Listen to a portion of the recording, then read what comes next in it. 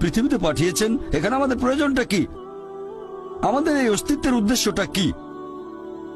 আল্লাহ এর উত্তরে বলেছেন সূরা মুলক অধ্যায় নম্বর 67 আয়াত নম্বর 2।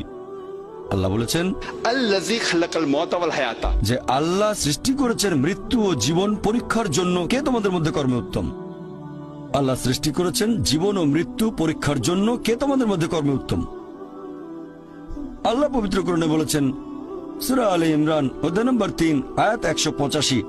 আল্লাহ বলেছেন কুল্লু নাফসিন যায়কাতুল মউত, প্রত্যেক জীব মৃত্যুর স্বাদ গ্রহণ করবে, আর চূড়ান্ত বিচার হবে রোজ কিয়ামতের দিনে। যাকে সেদিন দোজখ থেকে রক্ষা করা হবে আর বেহেশতে দাখিল করা হবে, সেই পৃথিবীর উদ্দেশ্য অর্জনে সফল কাম। কারণ এই পার্থিব জীবন ছলনাময় ভোগ ব্যতীত আর কিছুই নয়। তার মানে এই পৃথিবীতে আমাদের ইহকাল, এটা পরকালের জন্য একটা পরীক্ষা। যদি আল্লাহ